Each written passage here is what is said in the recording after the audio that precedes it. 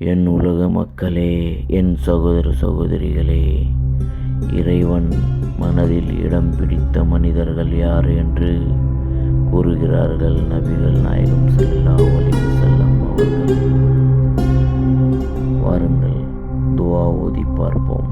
அந்த துஆ இதுதான் சகோதர சகோதரிகளே.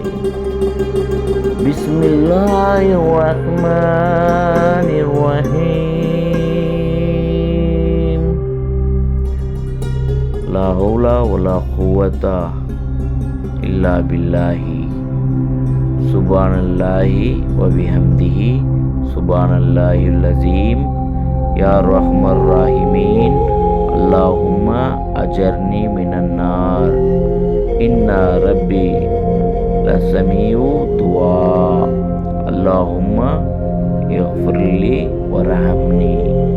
இந்த துஆ ஓதுங்கள். இன்ஷா அல்லாஹ்